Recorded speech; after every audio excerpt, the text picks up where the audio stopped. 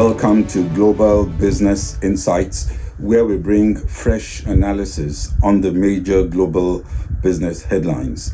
We just got January Germany wholesale price index month on month, up 0.1%. That's higher than minus 0.6% last month. And also January UK retail sales coming in at 3.4%, double the 1.7% expected. Some good news after yesterday's news of UK in recession in the fourth quarter of last year. The news also broke yesterday that billionaire Aliko Dangote's giant new oil refinery is preparing to export its first cargoes. This was reportedly confirmed by Devakumar Edwin, that's the executive director at Dangote Industries, adding that details are not being shared yet. It had been earlier reported that the 650,000 barrels per day refinery, critical to winning Nigeria of imported fuel, actually started production last month. And our first main story looks at both UK and Japan releasing data yesterday to show they were now in recession as at the last quarter of 2023. We also compare the UK economy with that of the US, which seems to be much more resilient, to understand the background for all the differences we see in both the scenarios. Also, inflation from Nigeria came out yesterday, went up a slightly steeper climb to 29.9% in January, putting pressure on a newly constituted monetary policy committee to take policy rates higher when they meet later this month. And Citigroup is not taking your word for it and is now tracking how many client calls to high net worth individuals actually happen, and what is discussed in what some employees see as an unproductive move. And there is more. Yesterday, UK data showed it did slip into recession in the last quarter of 2023, although for the year it still saw some growth. UK gross domestic product was estimated to have dipped 0.3% in Q4 2023 after a fall of 0.1% in the previous quarter.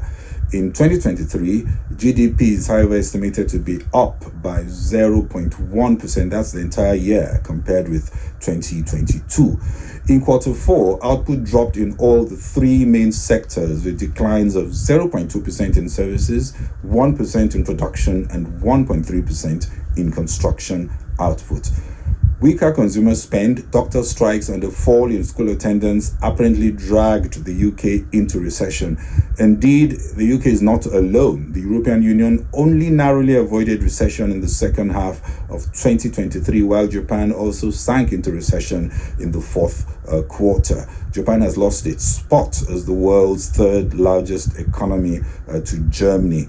Analysts have called it a mild recession, perhaps more significant politically. That's the recession in the UK, more significant politically than economically. However, growth in Japan and the UK expected to remain weak this year. The IMF see the UK expanding just 0.6% in 2024 and Japan up only 0.9%, while the US is expected to do better at 2.1%.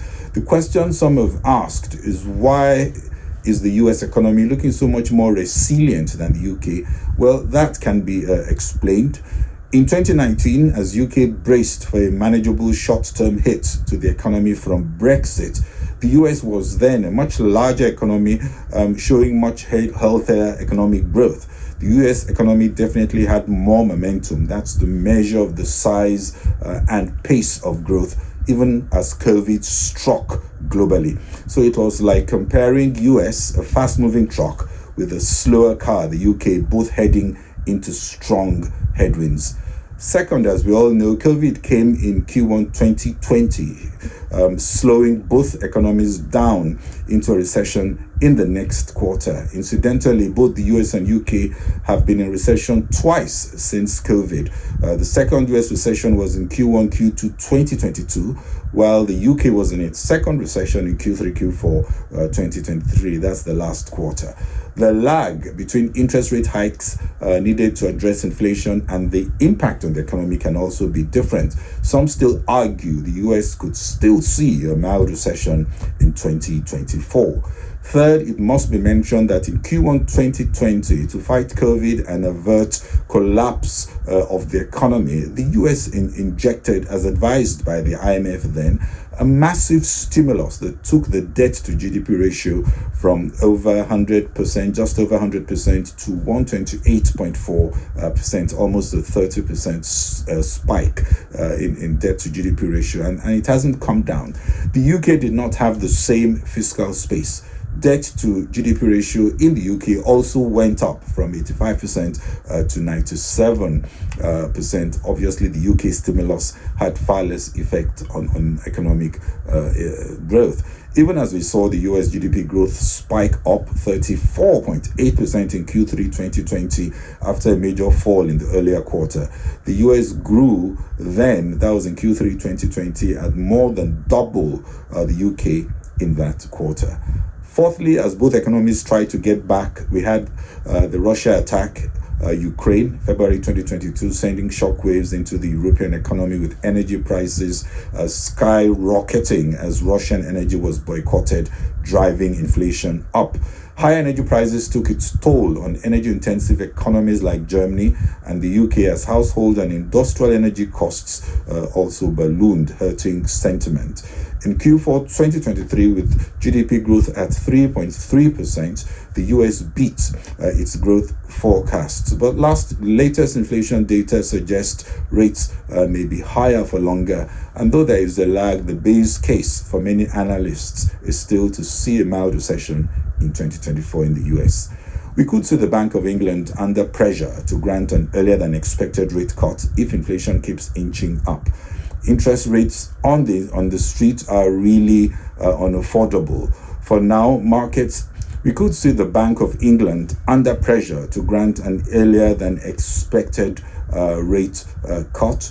Interest rates on the street are really unaffordable, especially if we do see inflation inching downwards. For now, markets see a 70% probability on the first rate cut being delivered by June, up from around 65%. Jeremy Hunt is now said to be scaling back plans to cut taxes, hoping the Bank of England will help the economy with rate cuts. An economy in recession means less fiscal space, as the Chancellor was handed updated figures by the Office for Budget Responsibility, that's the OBR, showing he has less money available for his budget on March 6th, and now he must be focused on finding deeper spending cuts. Still on macroeconomics, this time in Nigeria, in January 2024, inflation rate increased to 29.9% relative to the December 2023 rate, which was 28.92%, an increase of 0.98% points when compared to the December rate.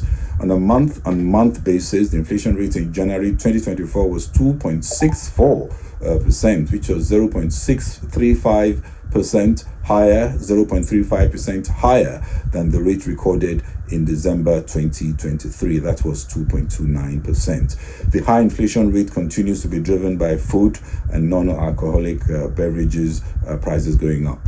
The inflation read adds pressure to the central bank's monetary policy committee to sharply raise interest rates at its first meeting in 7 months. That's holding on February the 26th to 27th. And of course, they have to aim towards achieving positive real rates as soon as possible. The Central Bank of Nigeria had said they expect to see inflation go down to 21.4% in 2024. I believe we need to first see monthly rates abating to contemplate the possibility of such a drop. 21.4 is for now considered optimistic. Last month's currency devaluation will work its way after a lag into the data, sending prices even further up. In January alone, the Naira lost 21%, touching a record low of 1,530 Naira. It's since even depreciated further. This is largely because of the lingering disequilibrium in the forex market as dollar demand continues to outpace supply. More alarming, food inflation year on year in Kogi State. Latest numbers, 44.18%. The situation in Kogi, the nation's bread basket, needs a war room approach to address all the supply challenges, including insecurity, as kidnappings continue to be on the rise, high cost of transportation, in some cases barriers in moving food across state boundaries, hoarding of food to push up prices, and with the devaluation, neighboring countries now find food cheaper to buy in Nigeria, increasing demand and further reducing supply for nationwide distribution. If the supply-related issues in food production and distribution are not boldly addressed beyond just talking about it, there's little that monetary policy can do to tame prices. Also, Nigerian inflation is not driven by drought, floods, or other extreme weather or natural perils, but by a man-made discord that can and should be fixed. A new monetary policy team is in place as the president recently announced 7 new members for the nation's 12-member monetary policy committee, asking the Senate for approval.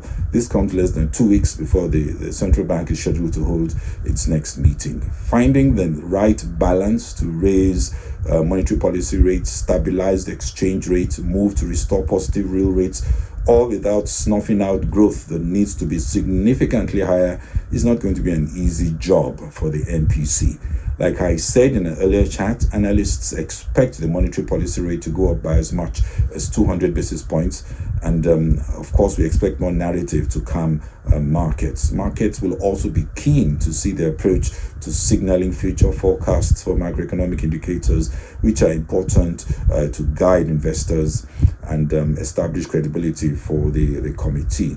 Apart from effective coordination with the fiscal side, for the MPC to succeed, 3 things are going to be important. Popularity is not one of them. First is independence from especially the executive branch. Others is including data dependence and demand for more comprehensive analytics. And thirdly, sensitivity to achieving sustainable poverty eradication. Citibank is tracking how many calls its private bankers are making to clients in a new performance management move that has not gone down well with employees. Private bankers must now submit call reports to record each conversation they have with a client, and this should be at least once in 3 months. We're talking about clients with net worth typically of about $10 million to qualify for the private bank. Closer alignment of performance management is on the increase as organizations squeeze out more productivity from human capital. And in closing, OpenAI has announced yesterday that it now offers video generation AI for the first time. The new model, called Sora, allows the user to type out a desired scene and turns it into a high-definition video clip. For now, it's only available to experts testing the model for harms and risks and improvement opportunities. Stocks did inch up at close for the second day yesterday as Wall Street recovered steep losses suffered earlier in the week, even as Treasury yields declined. The S&P 500 was up 0.5%, while the Nasdaq Composite was up 0.2%, and the Dow Jones average higher by 0.6%. All the focus now is on the January Personal Consumption Expenditure Index. That's the Fed's preferred inflation measure, which is out at the end of the month. Given the jolt to markets that we saw on Tuesday when the CPI was released for the US, it's wise to be cautiously positioned, ready for scenarios which could present much stickier prices than expected. Well, that's it from me on Global Business Insights this morning. If you enjoyed the program, please share and kindly follow on Facebook and LinkedIn. Subscribe on YouTube and X, not to miss future episodes. Thank you very much for watching. This is Bode Oshosami. Bye-bye.